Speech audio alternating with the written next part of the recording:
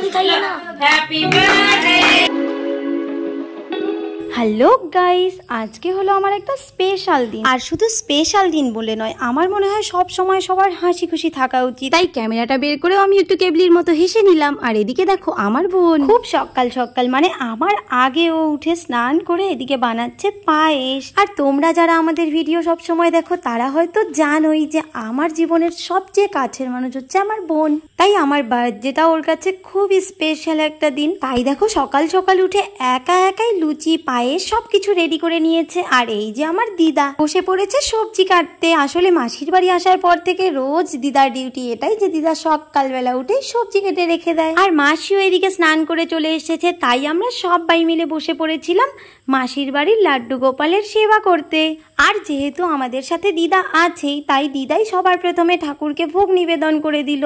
তারপর দেখো আমার বুনু যে খুব সকালবেলা উঠে এই সব আয়োজন করেছিল, সেও খুব ভালো করে পুজো দিয়ে নিচ্ছিল। আর তারপর আমরা সবাই গোপাল সেবা সেরে নিয়ে বসে পড়েছিলাম খেতে। আর এবার যেহেতু আমরা মাসির বাড়িতে আছি, তাই এখানে তো আশেপাশের কাউকে বলার মতোও নেই। তাই বাড়িতে যেরকম জন্মদিনে সারাদিন টুকটাক আয়োজন করতে হয় সবার জন্য, এখানে তো সেরকম কিচ্ছু নেই। তাই আমরা সবাই মিলে প্ল্যানিং করেছিলাম যে বিকেল বেলা আমরা একটু মন্দিরে যাব। বাট বিকেল আর হলো কোথায়? আমাদের বাঙালিদের টাইম সকাল বললে দুপুর হয়ে যায়, আর বিকেল বললে সন্ধে। আমাদের বেরোতে বেরোতেই প্রায় রাত 8টা বেজে গেল মন্দিরের জন্য। আর অনেকজন মিলে কোথাও যেতে গেলে সবার রেডি হতে অবশ্যই একটু টাইমও লেগে যায়। আর আমরা টোটাল 11 জন গিয়েছিলাম মন্দিরে, তাই একটু সময় তো লাগবে। আর যেতে যেতে ভাবছিলাম যে আমাদের যেতে যেতে যাতে মন্দিরের গেট না বন্ধ হয়ে যায়। বাট গিয়ে দেখি মন্দিরের গেট একদম খোলা। আর মন্দিরের ভিতর তখন চলছিল আরতি।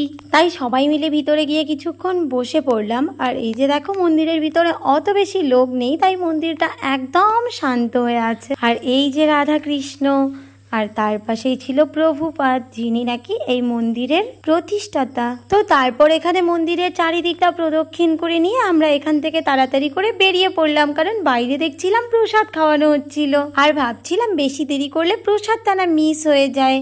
আর বাইরে এসে দেখছি আমরাই ছিলাম লাস্ট প্রসাদ নেওয়ার দর্শনার্থী। আর এই যে আমাদের আজকের ফুল টিম যারা প্রসাদ নিয়ে সবাই প্রসাদ খেতে ব্যস্ত হয়ে গিয়েছিল। তো তারপর মন্দির থেকে সবাই সোজা বাড়ি চলে গিয়েছিল। আর আমি আর এই ভাইয়া আর এই ভাবি আমরা 3 জন চলে এসেছিলাম আমার বার্থডের জন্য কেক নিতে। বাট আমি তো ভেবেছিলাম যে এই বছরের বার্থডেটা না হয় কেকটা নাই কাটলাম। বাট আমার মাসি আর বুনুর ডিমান্ড ছিল যে কেক নাকি কাটতেই হবে। আর আমার বোন যেহেতু শপিং করার দিক থেকে একদমই কাঁচা, তাই জোর করে আমাকেই পাঠিয়ে দেওয়া হলো আমার বার্থডের কেক নিতে।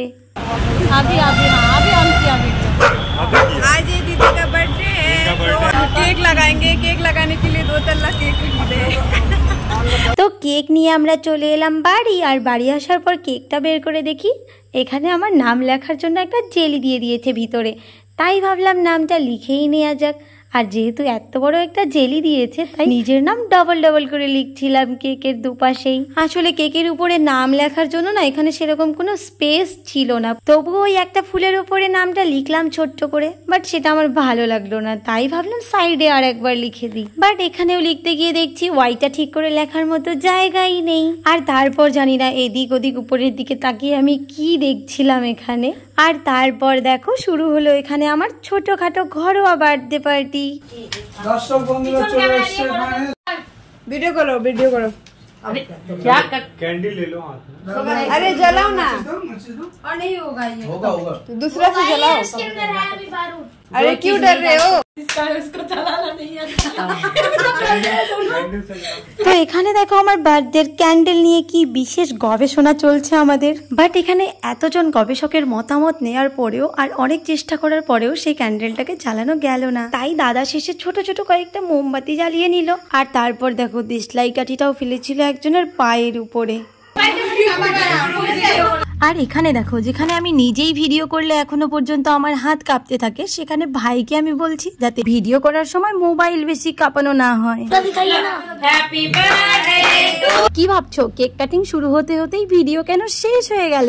আসলে আগের থেকেই যে ভিডিওটা অন করা ছিল সেটা ভাইয়া খেয়ালই করেনি। যখন কেক কাটা শুরু হলো তখন ভাবলো যে ভিডিওটা অন করে দিই। আর সেখানে ভিডিও অন করতে গিয়ে সে যে ভিডিও অফ করে বসেছিল সেটা আর টের পায়নি। তাই আমার কেক কাটার ভিডিও ভিডিও এইটুকুই দেখে নাও। আর আমার বৌদি তো বলছিল যে ভিডিও যেহেতু হয়নি তো চলো আর একবার কেকটা কেটে নেওয়া যাক, বাট সেটা কি আর প্রথমবারের মতো হবে বলো, তাই আমরা আর কেক না কেটে এদিকে সবাই সবাইকে কেক খাওয়াতে ব্যস্ত হয়ে গিয়েছিলাম। আর এদিকে সবাই সবাইকে কেক লাগিয়ে দিচ্ছিল গালে, বাট আমার ছোটদা একদম চুপচাপ শুয়েছিল, তাই আমি গিয়ে ওকে একটু কেক মাখিয়ে দিলাম। আর তারপর আমার এই যে স্পেশাল মানুষটিকে একটু কেক খাইয়ে নিলাম সবার শেষে। আর বুনু তো কাউকেও কেক লাগাতে ছাড়েনি, এই যে দেখো ছোটদাকেও এসে কেক লাগিয়ে দিচ্ছে জোর করে। আর এদিকে আমাদের দিদাকে পর্যন্ত কেক লাগাতে ছাড়েনি। আর এই বাড়ির ছোট বৌদি মানে আমার এই ছোটদার বউ ছিল বাপের বাড়িতে, তাই আমাদের বার্থডে সেলিব্রেশনের সময় দাদা তাকে ভিডিও কলে দেখাচ্ছিল। আর এদিকে আমাদের সবার মোটামুটি কেক মাখানো কেক খাওয়ানো সবকিছু কমপ্লিট। আর এদিকে দেখো আর এক ভাবিকে, সে কেক লাগাবে না মুখে, সেই জন্য মুখে পুরো ওড়না ঢেকে নিয়ে বসে আছে।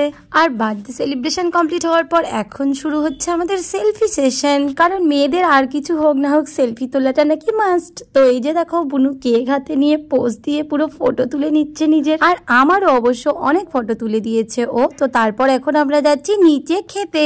বাকি সবাই অবশ্য উপরেই খাওয়া দাওয়া করে নিয়েছিল, কারণ উপরে চলছিল আমিষ রান্না বান্না আর নিচে হয়েছিল নিরামিষ রান্না। বাট আমরা তো এদিকে মন্দিরে গিয়েছিলাম, আর মাসি যে আমাদের জন্য এত কিছু রান্না বান্না করে রেখেছে সেটা তো আমি জানতামই না। আসলে এবার বার্থডেতে মা যে এখানে নেই সেটা মাসি আমাদেরকে বুঝতেই দিতে চায়নি। তো চলো এখন খাওয়া দাওয়া করে নি, আর তোমাদের সাথে দেখা হচ্ছে দিল্লির নেক্সট কোনো ভিডিওতে।